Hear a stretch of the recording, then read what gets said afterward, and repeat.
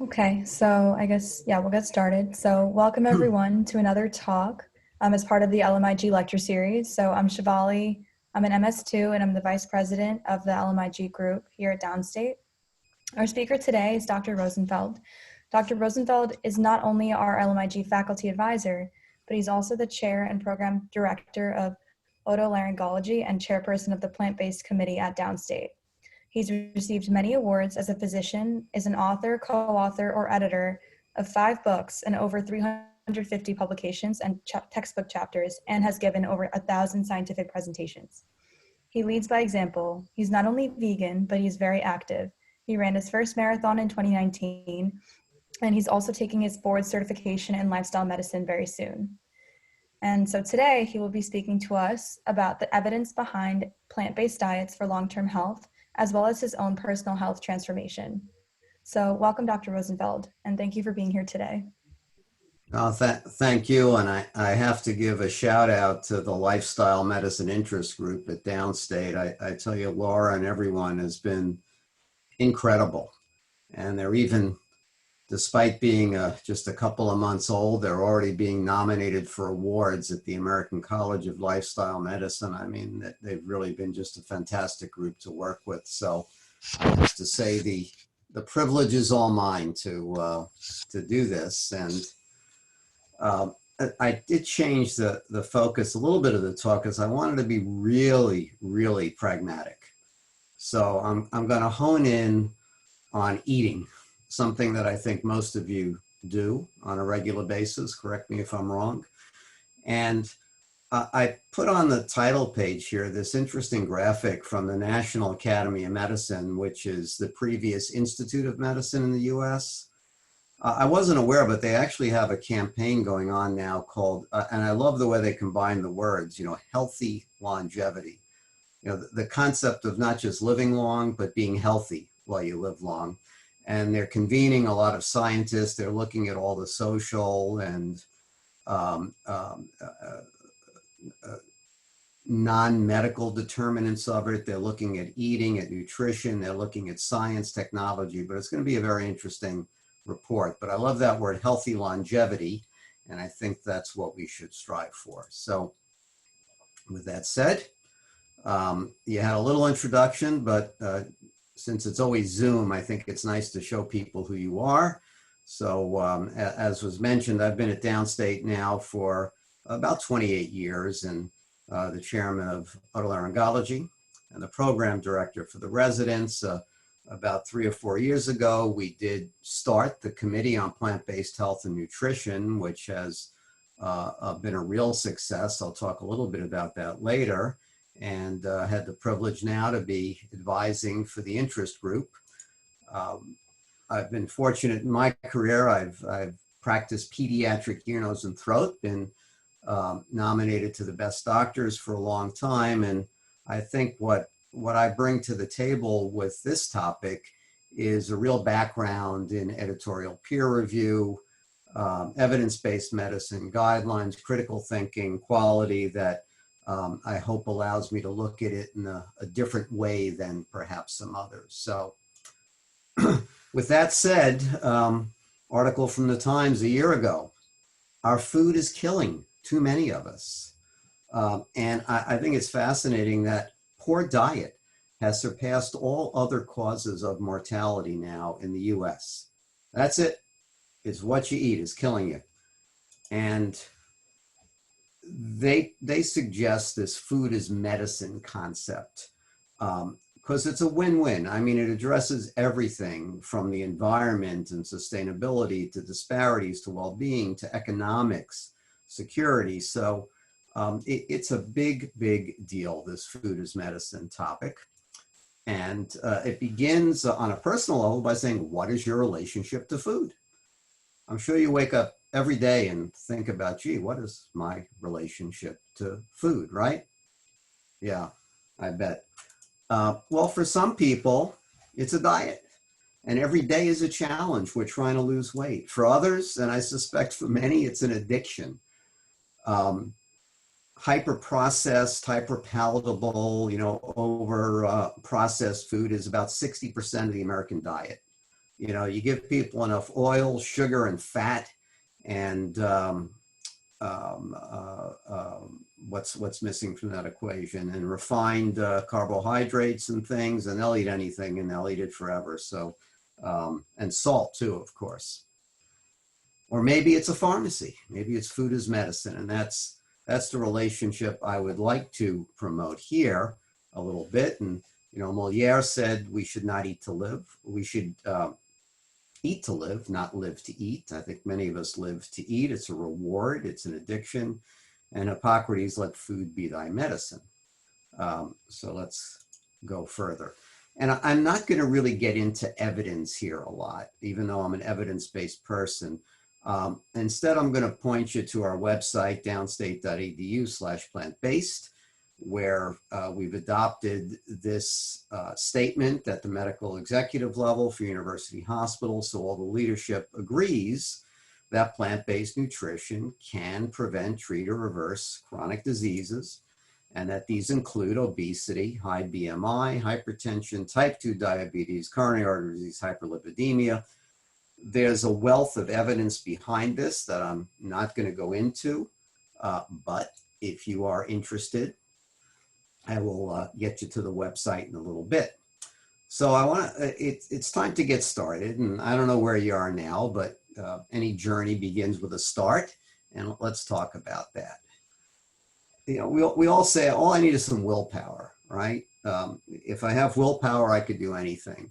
How many of you with enough willpower could immediately drop and do 150 push-ups? Probably not many. Even if you really wanted to, you're just not going to be able to do it. I mean, if you wanted to all of a sudden go whole food, plant-based immediately, gung-ho, maybe you could, but probably not. You don't just need willpower, you need what's called skill power too. And skill power comes from a TED Talk by Al Switzler a few years ago. It's a set of skills, emotional, you know, support, interpersonal, mental, and physical. And what I want to emphasize in this talk are the mental skills.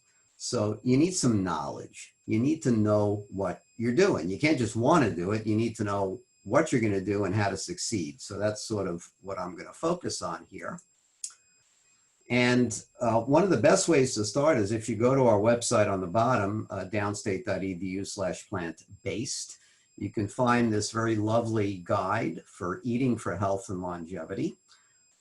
It's about 20-25 pages. It's really, really nice, very pragmatic, everything from getting protein to eating the right carbohydrates, to cooking without oil, to cooking without sugar, to, you know, how to shop, how to plan, etc. It's a very easy to read format. So this is a real starting point if you want to take a step towards educating your mind, getting some skill power to go along with the willpower.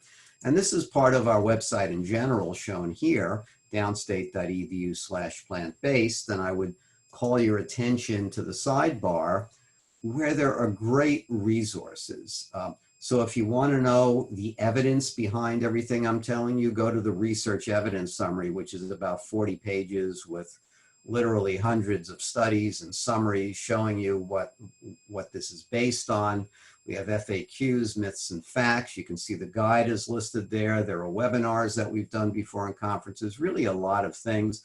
And then of course there are links. It's a selective listing of links that we think are evidence-based, relatively unbiased, and worth your time. Another resource, ACLM, American College of Lifestyle Medicine, that's the group that is sponsoring this lifestyle medicine interest group.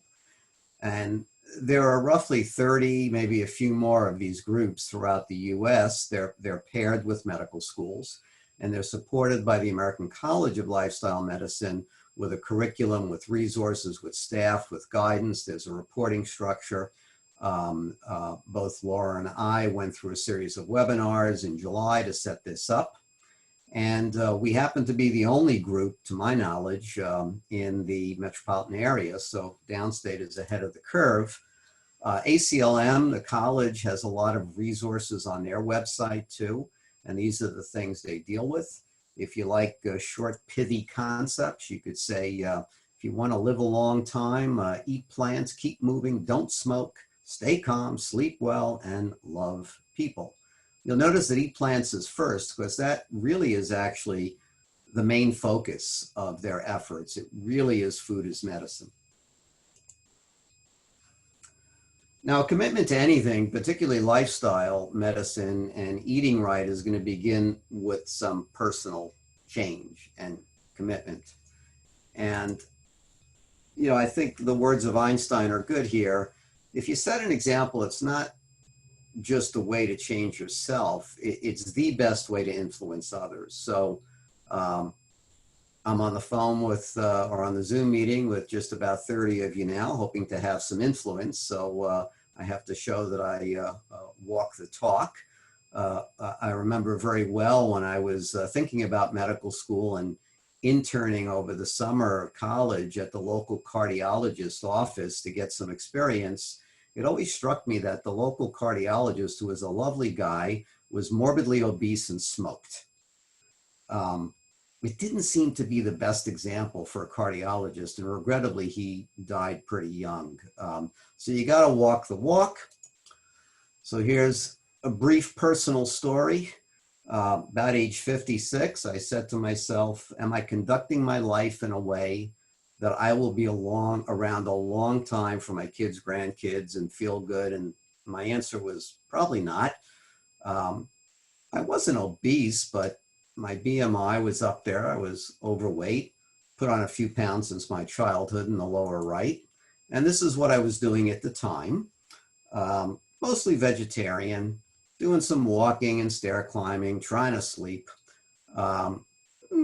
Stress reduction, hanging around. I like to cook, you know, did a lot of writing and watching TV. And I thought, okay, I'm okay. And then here were my stats at that time.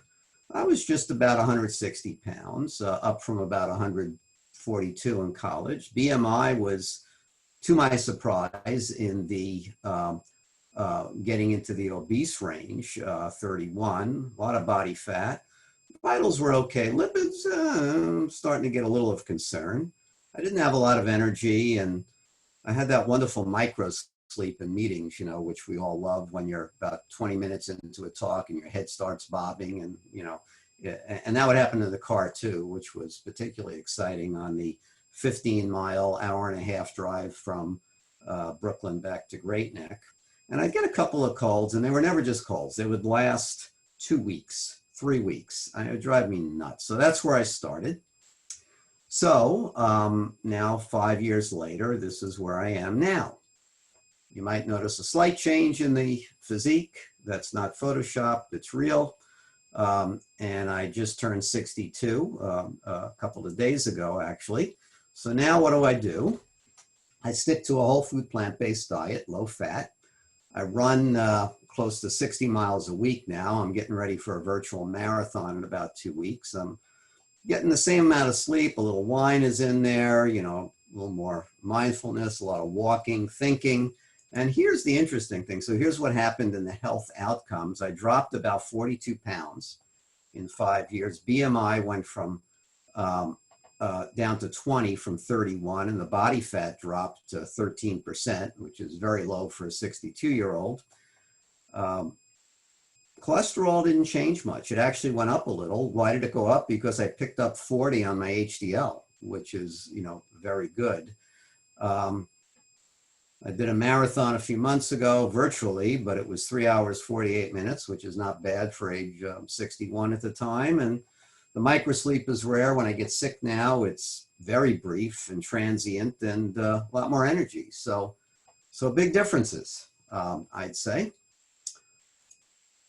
Now, you know, a lot of this lifestyle medicine and these changes are in case reports. So if you haven't seen this, watch it on Netflix, Forks Over Knives, very good documentary about people and their changes in their lives. And it's by T. Colin Campbell from Cornell, you know, a nutrition scientist there, and Caldwell Esselstyn, who did a number of very influential trials in coronary artery disease, following people for 5, 10, 12 years and showing reversals angiographically.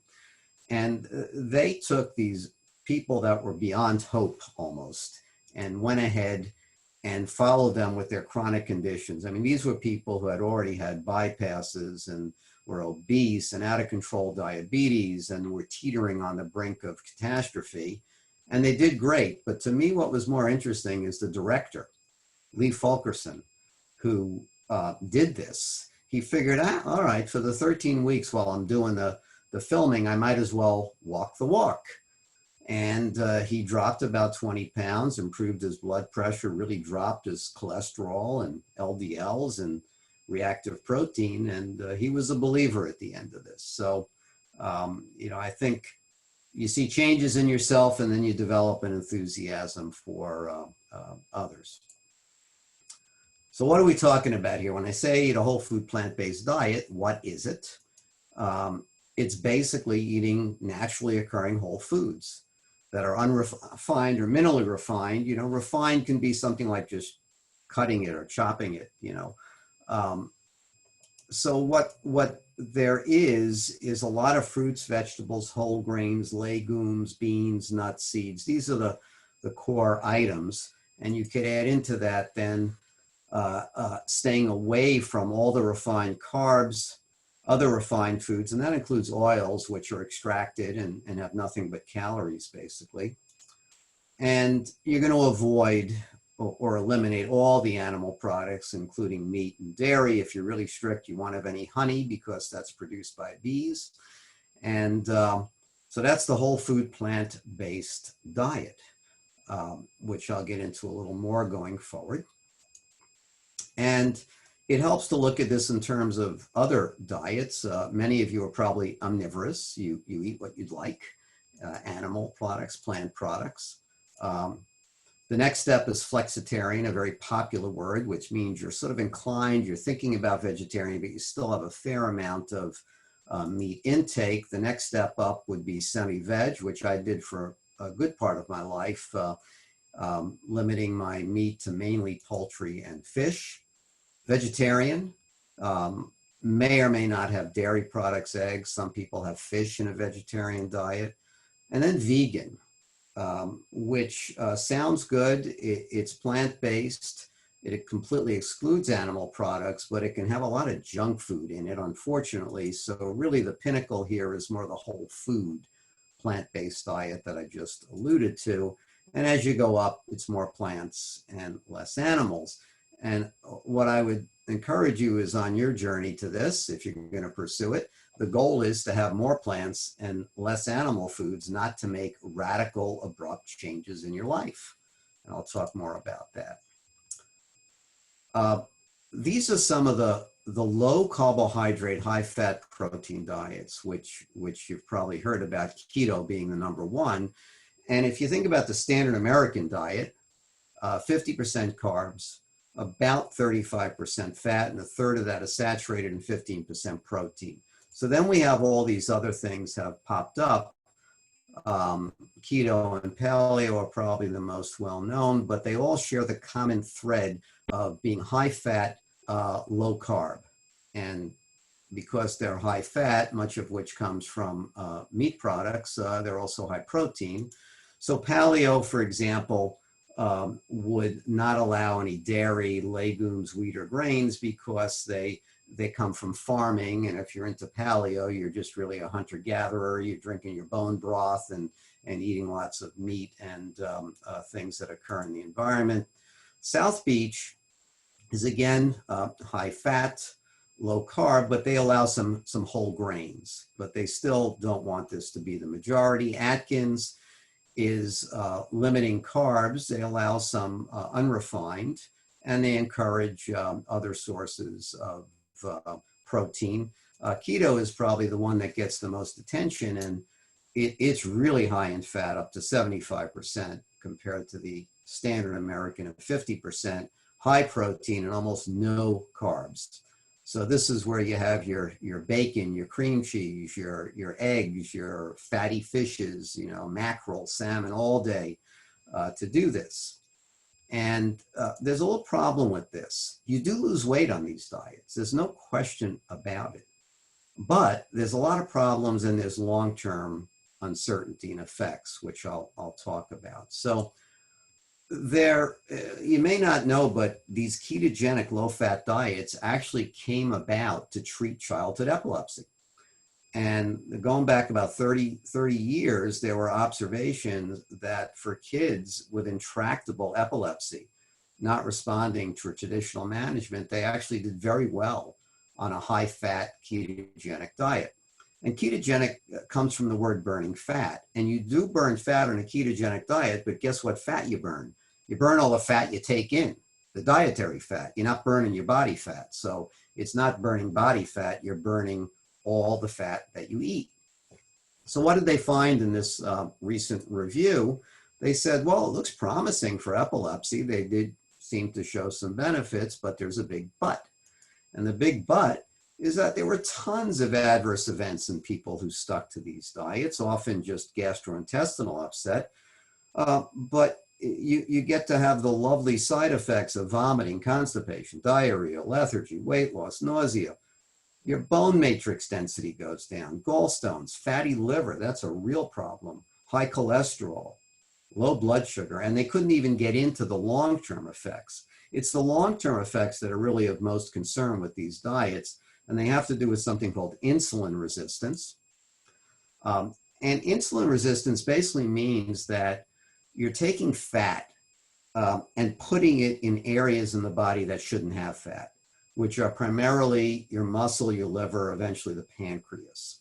So once you start getting builds up of fat in these tissues, that's a problem. And what happens is if you're eating food that's really fatty, especially saturated fats, as your body just gets overwhelmed with this fat and it ends up getting deposited in muscle, in your liver. And once it gets deposited there, this intracellular fat begins to interfere with the ability of insulin to bind to the cells and allow glucose to pass. So what does your body do? It starts making more and more insulin, and that's insulin resistance. And this process goes on in a vicious cycle, eventually wearing out the pancreas. The pancreas is 99% producing of enzymes, and only 1% of it is the beta cells. And when you push this insulin resistance far enough, the beta cells eventually self-destruct, apoptosis, which is very bad. A little bit shown here of the consequences of all these free fatty acids ending up in your liver, your muscle, your pancreas. They even end up in the fat cells. You know, the fat cells, the adipocytes, the only place in your body you're supposed to be storing fat. And what happens is more and more of this fat ends up going there. So they just get so fat, they're ready to pop. And once that happens, the macrophages come into play to try and fight the storm. And you end up breaking down these cells with release of all kinds of inflammatory mediators that eventually affect the blood vessels. There's even thoughts now that Alzheimer's and other dementia are due to this insulin resistance because your brain has insulin receptors too, and they get overwhelmed. So in the long term, these ketogenic diets can be very problematic. If you go online, you'll find all sorts of opinions. And there are some people that say, well, ketogenic diets reduce insulin resistance. Most people would put forth the other concept. So what are the alternatives to ketogenic diets? Well, these so-called plant-forward or focused diets. And if you look at the one I mentioned, this whole food plant-based, it's about 70% carbohydrates, 15 fat, only a little of it saturated, and protein. And here are the options that you can find here. DASH is a diet for hypertension, been used in a number of trials. It does allow some poultry and lean meats and lean dairy. Mediterranean is very popular. You think of that, you think of fish and red wine and olive oil, plus a lot of other plant foods. Vegan means you avoid animal products, but as I've shown here, vegan can be all junk food. You could eat Beyond Burgers and you know, meat alternatives and soy products and things all day that are just awful for you and be a vegan. And then there's the whole food plant-based diet, which tends to be low fat in general, only about 15% with the unprocessed foods and little or no oils. And if you're doing this, you're really eating for long-term health. You lose weight on all these too. And even with the whole food plant-based diet, sometimes it's hard to even keep your weight on. You lose so much because if you eat healthy foods, you really got to force yourself to gain weight sometimes. It can be tough. But all of these will result in healthy weight loss and sometimes disease reversal. If you like junk food, no problem. Eat all the junk food you want. Just cook it yourself. As long as it's made with whole grains and not with artificial sugars and ingredients. You can use things like date sugar is a very good natural sugar, or date syrup, but just cook it yourself and have a good time. I eat lots of good foods that I enjoy, and I cook it myself.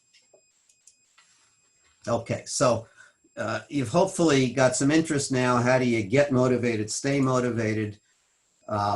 It begins with goal setting, as many things do, and there's something called SMART, S-M-A-R-T criteria, which stands for specific, measurable, achievable, realistic, and time-bound. That's a good way to set goals, keeping those in mind. And in lifestyle medicine, this is frequently used. An example shown here. So if I wanted to prescribe cruciferous vegetables like broccoli to you, I might say, eat 1 cup of steamed broccoli twice a week for the next 6 weeks. All right, that's a specific, measurable, achievable, realistic, and time-bound goal. But in doing this, I like the quote from Thomas Carlyle. Our main business is not to see what lies dimly at a distance, but to do with what lies clearly at hand. And sometimes in setting goals, you get so obsessed with the outcome. I want to lose 20 pounds. I want to lose 30 pounds. I want to run a marathon and such, that you're just stuck. You just can't even function. It's almost that analysis paralysis type concept that comes up. And what I'm getting at here is that when you set goals for yourself, whether it's eating or otherwise, what you really want to focus on is process. I want to reduce my consumption of meat by 20%. Every Monday, I'm going to do a meatless Monday. For breakfast for the next 4 weeks, I'm going to eat whole plant-based foods. And if you do that over and over and you work yourself up in process, you will reach the outcome eventually. So a process is what you're doing to try and achieve a goal. If you just set the goal, it could be a wonderful goal, but all you're doing is setting yourself up for failure because there's a lot that goes on that could prevent you from reaching that outcome. So it's better to focus on process, and that keeps you going. Another quote I love, a small daily task, if it really be daily, will always beat the labors of a spasmodic Hercules. So don't be the Hercules. You're not trying to go whole food plant-based overnight, step by step by step, do it daily, work it in a little bit at a time, constantly learn. Remember, it's not the willpower, it's the skill power. So you have to keep educating yourself. And, my own example, when I started out, I was not a pro with this and I made some mistakes. I gradually learned how to do better, learned how to cook without oil, how to cook without sugar and bake and prepare foods early in the week so I could eat them throughout the week, how to make great sauces and things without oil. There are ways to do this. You just need to learn a little bit at a time. Myths are always worth talking about because there's a lot with this, and I'll go quickly through some. So first, if you're going to be plant-based and all you can eat is plants, like, Mikey with his broccoli down there, well, that's not true. What we're really talking about is plant-forward, emphasizing plant foods. If you can go whole food plant-based, that's terrific. But the point is to move the needle towards plants, not to suddenly become a vegan. Myth, plant-based diets are nutritionally deficient. I hear this all the time. Well, don't you have to take a lot of vitamins and supplements? How can you possibly get that from eating plants? Well, the only vitamin that you would need to take if you're whole food plant-based is B12, because that does not occur in any plant products. It actually doesn't occur in animals either. The only place it occurs is in bacteria in the soil that the animals eat while grazing, and then they get these bacteria in their intestines that continue to produce some B12. So a supplement. Vitamin D, especially in the Northeast, if you're not out much, is useful. My last blood test, I was a little vitamin D deficient, so I'm on some of that, but that's about it. You don't need anything more than that. And if you use the quick dissolve B12 in a good dose, you take it maybe twice a week. Very easy to do. All vegetarian diets are healthy. Well, I hope I dispelled that one before. You know, Impossible Burger is horribly unhealthy. It's a hydrolyzed soy protein. Beyond Burger is a little better, but it's still all full of ultra processed garbage. There's a lot of junk food, vegetarian stuff out there. You know, like it says, you could eat Oreos and French fries all day and you'd be a vegan, but you'd probably die pretty soon. So ideal diet is the whole food plant-based. You have to think about what you're eating vegetarian. This brings up the issue of processing and what are processed foods. So a recent review showed that, you know, if you eat a lot of ultra processed foods, you're going to get fat. Not a big surprise. You also tend to get metabolic syndrome, total cholesterol goes up, LDL, and a lot of these foods are high in salt, in fat, in saturated fat, and sugar. So the NOVA classification is the most commonly used. So at the top are these unprocessed, minimally processed foods. So you're just taking parts of plants or animals, maybe chopping it a little bit or doing something to make it available for ingestion, but not much else. The next step are what are called processed culinary ingredients, which include oil, butter, sugar, salt, and they're used to season foods. If you're whole food plant-based, you're going to be mainly up in that number 1 group. You're going to stay away from this number 2 group here. Then you get the processed foods, which are fairly common, and you take your step 1 foods, you mix together some of the step 2 stuff, and now you've got your salted nuts, your canned fruit, your vegetables, cheeses, smoked meats, deli meats, other little treats and things that are made. At the epitome of problems are the ultra processed foods, which are about 60% of SAD, the standard American diet. And this is the stuff that you need a chemistry degree to figure out what's in it. Even just drinking sugar sweetened beverages, cookies, candy, ice cream, bread, cereal, frozen meals, you know, the Beyond Burger, Beyond Meat, all these things are ultra processed foods. Not only are they bad for you, they tend to be expensive. If you want to save money, just stick to group 1. You know, it's the cheapest way to eat and live and one of the healthiest. So you have to think about processing. Plant-based diets have lots of carbs, and that raises sugar levels. Well, I already told you before, a plant-based diet's about 70% carbohydrates. It only is going to raise carbohydrate, your sugar levels, and create problems with insulin if you stick to bad carbs, you know, the processed ones. The unrefined carbs are packaged in a way that they're slow release. They don't cause insulin spikes and depressions. They're very, very good for you. And of course, they also have fiber, which does not occur in animal products, right? Animal products have no fiber at all. Here's a review from Lancet looking at the quality of carbohydrates, you know, good versus bad. I mean, it was a massive review. And if you consume lots of fiber, you're going to go down in your all-cause and your cardiovascular mortality, strokes, type 2 diabetes, even colorectal cancer.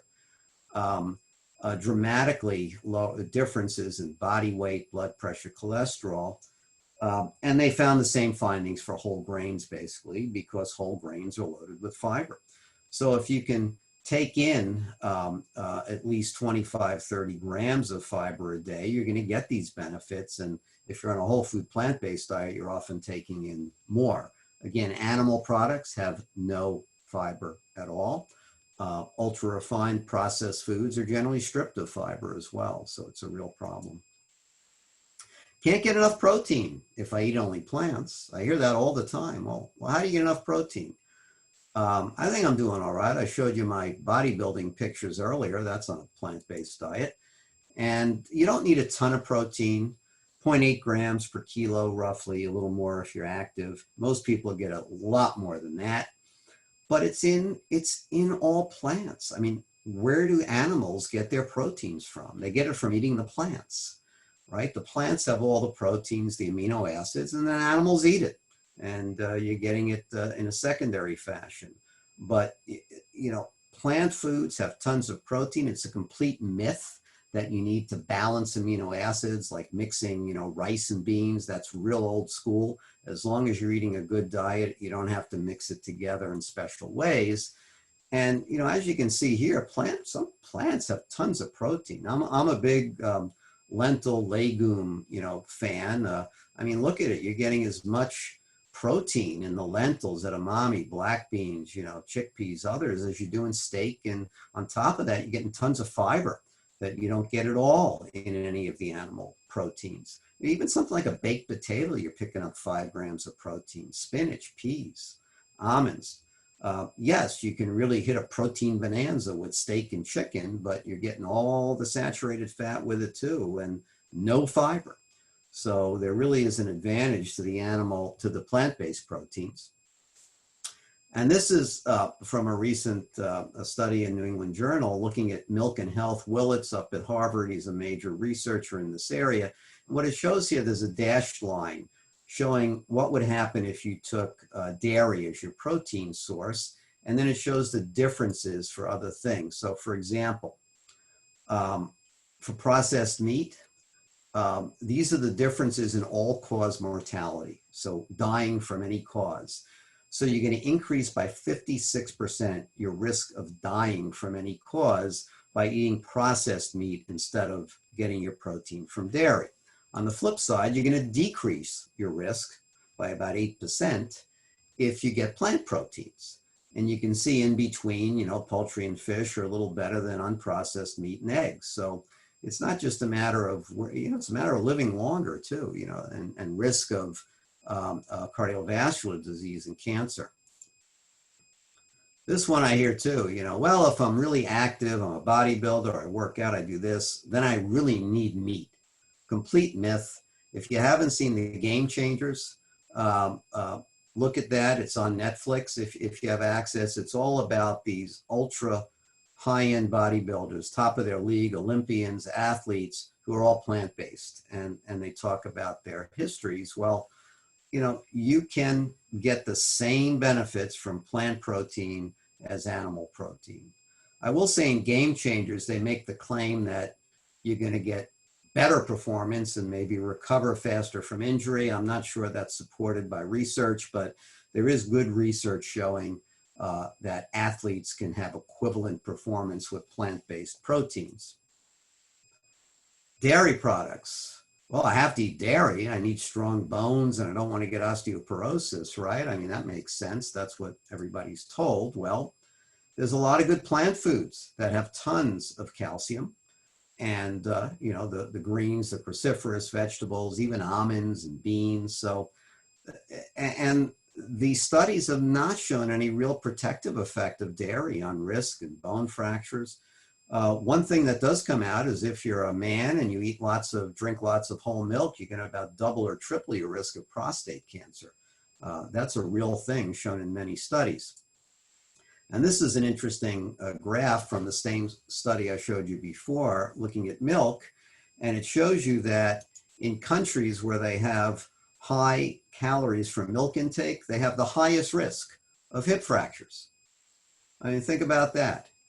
And part of the explanation is that by gorging yourself with all this milk, you tend to grow very tall, and that puts more risk on your bones. You know, on the flip side, where you have low milk consumption, people tend not to be as tall in some of these countries, and the fracture rates are lower. So it's a complete myth to think that you're going to guzzle down all this milk and you're going to have strong bones and not get fractures. And in fact, the opposite may occur. All right, tying this up, some bottom lines. Let me get to that. So I think it's important to consider why you're doing this. Why do you want to think about eating plant-based? And maybe it's for health. Maybe you already have a condition you'd like to reverse. Maybe you want to lose weight. That's good. The number one reason that most people go plant-based is concerns about animal welfare. The most recent Gallup survey from a couple of years ago, about 5% of this country is vegetarian, and about 2% is vegan at this point. So it's a minority. It's growing gradually, but there are studies, and my son is active in researching this area, and by far and away, animal welfare is the main reason people go plant-based. And probably second to that is a little concern about ecological impact, because there's tremendous greenhouse gases with animal farming and meat processing. Personal health isn't always up there. There's also, in some cases, these religious beliefs. Seventh-day Adventists, for example, eat very little animal products. They eat very healthy. So I think it helps to know your own motivation. People with concerns about animal welfare are very good at sticking to vegan diets, much better than people who are doing it for personal health in general. Would you like to live 100 years? Sounds good. I don't know, but only if you can be strong and healthy and have a good quality of life. Now, how do you do that?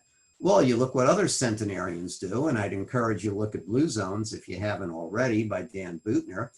And this is National Geographic author. He went to all these places shown here in Italy, Greece, Costa Rica, Japan, and even California, Loma Linda, where there are disproportionate concentrations of centenarians, people living to 100 and older. And he spent years interviewing them with his team from National Geographic, and here's what they found. They tend to have a plant slant, so they're plant forward. They're not all vegetarians. Some of them eat a little meat, but it's very rare. But whole food, plant-based diets are their cornerstone. They get exercise. They don't join gyms. They don't run marathons. They're not pumping iron, but they're just naturally active, gardening, doing things, moving around, etc. They have a purpose in life. They know why they're alive, what they're doing. And they're in the right tribe. So they are surrounded by other people with healthy habits and good social support systems. So look at Blue Zones. You can even go online and take a Blue Zones test, and it'll tell you how long you're going to live. And it'll tell you what you can do to live longer. So it's a fun thing to do. It only takes about 15 minutes to do it. If you look up Blue Zones test, you'll find it. Another bottom line is this doesn't have to be complicated. I love the phrase, a grain, a green, and a bean. You know, you want a healthy plant-based meal, just put 3 things on your plate: a grain, some form of a green, and a bean. Now on the left, it's a little more complicated. They cook something nice, a little casserole there. On the right, it's very simple. You know, some arugula, a little quinoa, looks like some roasted chickpeas, sweet potatoes, and then some sort of topping, looks like avocado or hummus, whatever. These are inexpensive, easy meals to make. A green, a grain, and a bean, and you can go online and find all sorts of options. It's very cheap, too. You don't have to have fancy food to do this. If you're spending a lot as a vegan or a vegetarian, you are eating the wrong foods, ultra-processed. So again, don't set a crazy outcome. You know, focus on process. You know, if you commit to gradual positive change, you will change. And eventually you get the outcomes you want, but don't start with some pie in the sky outcome. You know, start with process, start with a little skill power in additional to willpower. You know, read, learn, understand, and take steps. And I think if you do that, you will get into this healthy longevity. So with that, I will stop speaking, and happy to hear any questions or comments. I'm not sure who's moderating this, but I will turn it over to whoever is doing that, and happy to answer questions. Thanks. Who's moderating? Turn on your mic and start moderating.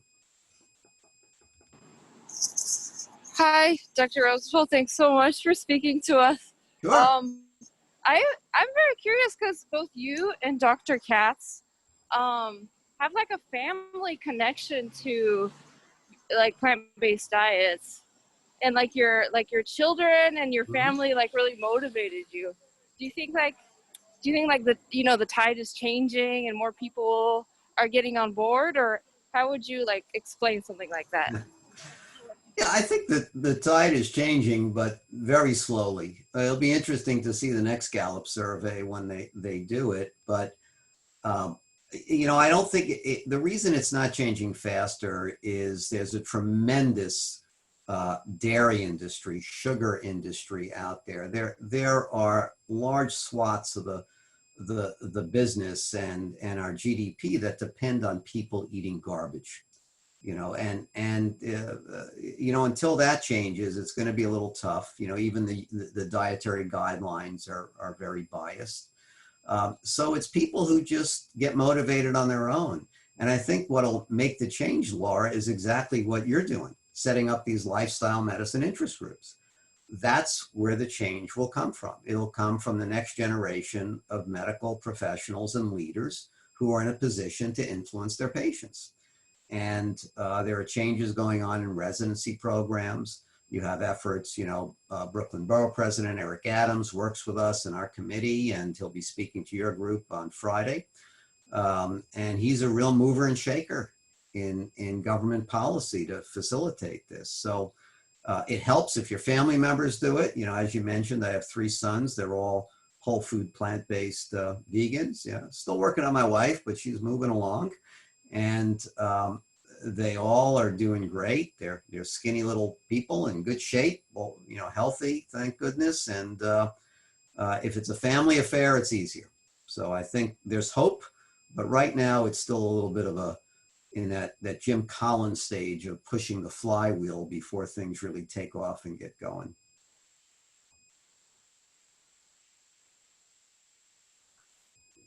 I have a question, Dr. Rosenfeld. Sure.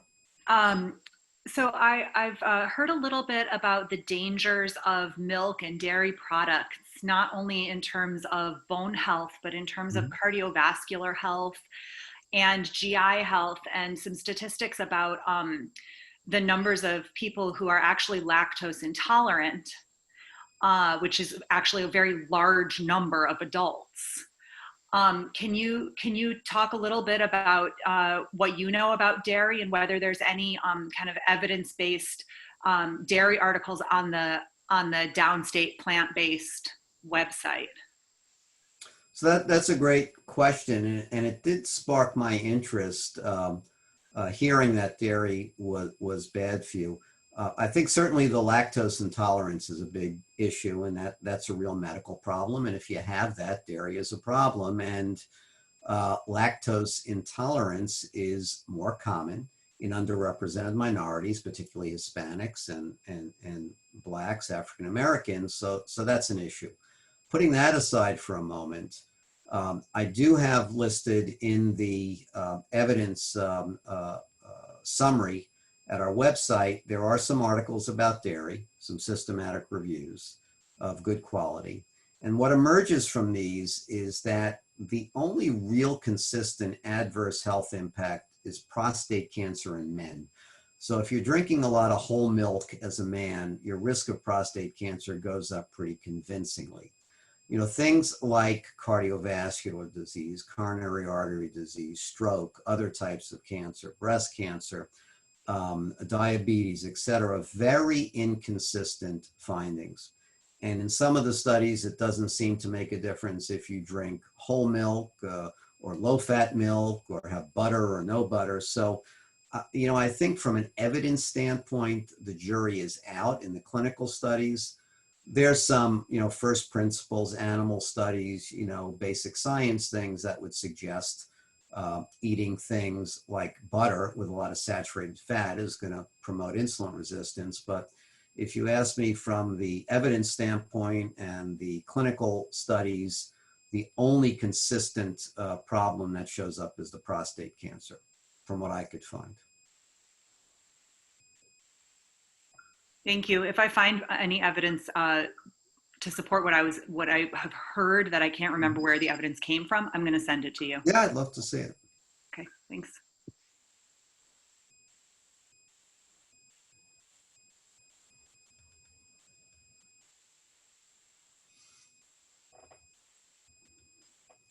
The Zoom silence is always so enjoyable. I'm going to ask another question because just seems like It's okay. No one else is jumping It's okay. up and down. Okay. So, do you have any experience or do you have any ideas about how to set about communicating these ideas to patients and helping them to get on board with, you know, this slow progressive change as it may be, but even getting them to want to make a change at all? How can we as future clinicians kind of start to develop some tactics for bringing up this topic with patients? The American College of Lifestyle Medicine for clinicians, providers, actually has a lot of resources on that. And their educational curriculum emphasizes things like readiness assessment, you know, trying to figure out if someone is even ready to embrace change. There's something called a trans-theoretical model, where you have people in sort of a pre-contemplative state that are not even thinking about it. Contemplative, they're thinking and ready to act. And then there's an action state and a follow-up. There's a science of behavior change. There are different ways to reinforce behaviors, things like SMART goals, specific, measurable, attainable, realistic, and time sensitive are good because people can do them. They're very concrete. There are support systems, there are coaches, there's all sorts of resources. But it begins with someone wanting to change and then nurturing that change. And I think some of the principles here of taking it slowly, you know, focusing on process, sticking to realistic, you know, small step goals, trying to do this in a community sense and working with others. But for healthcare providers, the ACLM, American College of Lifestyle Medicine, really emphasizes the thing you asked about. How do you actually get people to make changes and support them in making change? So you might want to look at their site and their resources. Thank you. I will do that. A follow-up to that question, Dr. Rosenfeld. What do you feel like you've gained most out of the whole certification process with the ACLM? And would you recommend it to other physicians to you know, who are interested to get this certification? Yeah, so the ACLM, the College of Lifestyle Medicine, only been around about, I think it's about 16 years now. It's fairly new. And their board process is only about, I think, 6 years old. It's a knowledge-based board, so anybody can do it in any aspect. If you're a physician or clinician, the criteria are a little different. But for example, if you're a physician, you need to complete one of their online courses. It's about, I think it was about 30 credit hours. They have a curriculum on lifestyle medicine. You would need to take some in-person CME credits, which this year I did online. It was a Harvard course on this. You need to do a case study, either in yourself or someone else who you helped, a patient. And then you have to sit for a board exam, which is coming up in a few weeks. I think it's very worth doing because you get the big picture. And, you know, it's like anything else. You don't, you know, the worst thing is not even knowing what you don't know. And once you get into this, you see it's a real well-developed field, constantly evolving and growing, but even things like behavior change and educating people and how to stick with this and motivation. I didn't know a lot about stress management or, you know, mindfulness before doing this. I hadn't dealt with type 2 diabetes or any of these things since college, so since medical school. So to me, it was a real eye-opener.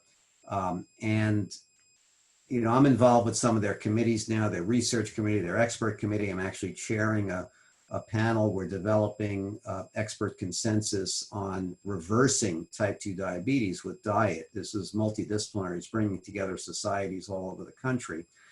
And they're a fascinating group to work with. So I think if you have the time and some resources, it's worth pursuing. It will open your eyes to a different world. This year, I know they're having over 1,000 people sitting for this exam. It's just growing exponentially, the interest in this. And they're really cool people to interact with. I have a lot of fun working with these people. So it's a great question. I'd encourage you to do it if you can. Thank you. Hi, Dr. Rosenfeld. Thank you so much for the talk. I really learned a lot, definitely. I'm an MS1 here, and we just got actually into our metabolism unit, so just starting a little on that. And one of my interests, particularly with nutrition, is I've read some research papers on kind of intestinal flora and changes with that. And I was wondering if there have been, I guess, studies done in this in terms of whole food plant-based diets and in terms of changing gut microbiomes and things like that, and the connection between there. I don't know much about, but yeah. So the microbiome is a huge topic of interest, because even what you eat in infancy, in that first year of life, or if you take antibiotics, that first year of life seems to have potentially permanent alterations in the balance of your intestinal flora.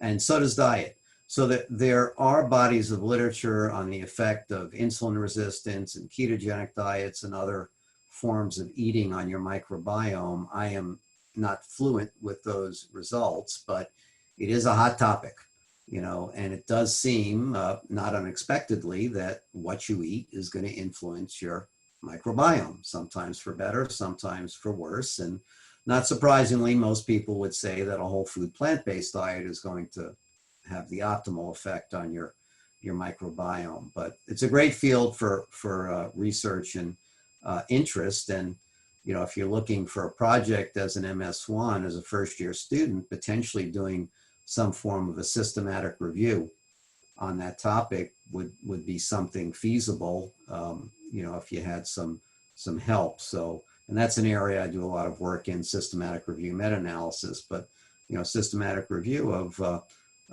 the impact of diet on microbiome and its consequences might be a very interesting project to take on. yeah, thank you so much. Appreciate it. Yeah. There's a question in the chat from Grace Cameron. Grace is asking, would you recommend plant-based for toddlers? My son is giving his feeding 19-month-old almond milk. That is how the question is phrased. Yeah, that's a tough one, plant-based in kids, because 95% plus of the evidence out there that's been published is adults. So even when we thought about this at the Medical Executive Committee at Downstate, we limited it to adults because the evidence on kids is soft. With that said, what is out there does seem to show benefits for reducing, for controlling diabetes, for losing weight, for lipidemias and other problems. So it does seem to have benefits, and it would make sense that it's good. But there is no hard evidence to support the value of it. It would be hard to say that it's not safe, if you do it properly and they get a good amount of, protein from, of course, growing children need more protein. So they need to get adequate, legumes and beans and other sources of proteins. But even, whole wheat pasta and whole grains have tons of protein. So I would check with your pediatrician, but it's certainly better than a lot of these formulas and other things that they're giving kids. That's for sure. So again, the jury is out, but I think likely it will be shown to be very safe and beneficial for children.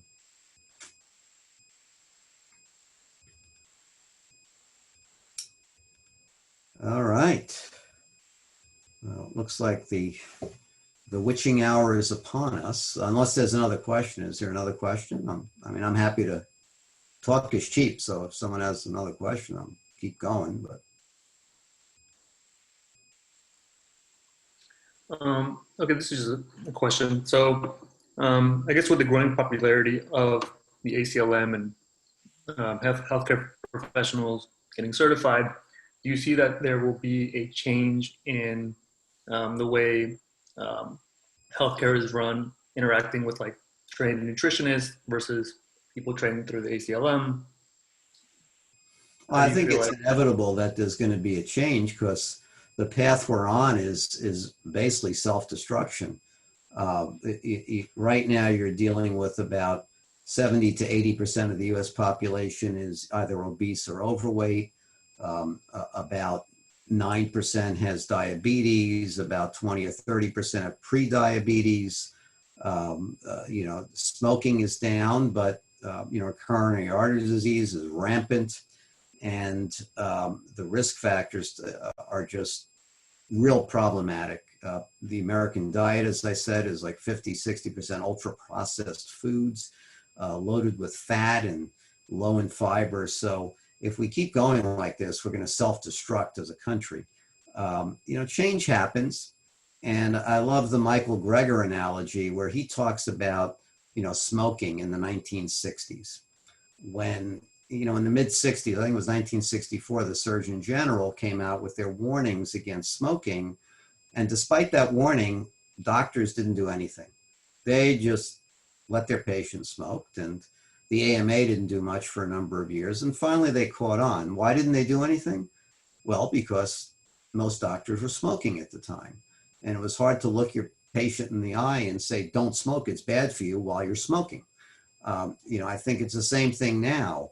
You know, what's the nirvana of a drug company taking you out? Well, they take you to Peter Luger's or a steakhouse and they get you some, you know, expensive steak dinner with that, you know, cream spinach and a baked potato with lots of sour cream and butter on it, you know, and load you up. Now, and as I said, 95% of the country is eating meat. Are they really going to go around and tell their patients, don't eat meat, it's bad for you? Go eat a whole food plant-based diet. So I think as more people learn the health benefits themselves through ACLM and their efforts and others, it'll change slowly and we'll reach a tipping point. But I don't think it's going to change quickly. I think it's going to be a while before we go from that 5% to even 10%. But it has to change because what's going on now is not sustainable. Change might come more from a greenhouse gas effect standpoint, since there are a lot of vegans who do so because they want to save the planet. And it's a good reason. I mean, it's fine. If that's why people want to go whole food plant-based, fine with me. But that might be more of a push than actually the health reasons. You know, I think animal welfare and the greenhouse gas issues, global warming tend to push people more these days than a health benefit. Okay. So do you think you're more likely or less likely to refer to a nutritionist or send a referral to a nutritionist if a patient came to you with an issue that you could potentially solve yourself? Yeah, I think I certainly be interested in exploring to what extent, you know, food is part of the problem. And just to jump back to the kids for a minute, there's a colleague of mine who writes about something called milk and cookie disease, which are these kids, these toddlers and young kids who live on ice cream, sweets, dairy, cookies, candy, and they run around with runny noses all days and ear infections and sinus problems. And she's convinced it's from milk and cookie disease. A bit of soft evidence, but nutritionists, yeah, I think you want to engage the help of others. There are lifestyle coaches. There are people who will come to your home and show you how to cook. There are nutritionists. There are primary care doctors who specialize in lifestyle medicine. So you want to get all the help you can. I think with nutritionists, it's important to really find a person who's really into the more whole food lifestyle than, you know, managing macronutrients or macronutrients, which really isn't the way to do it. So you need a person you can trust, but nutritionist is a very important part of the whole process. Absolutely. Thank you.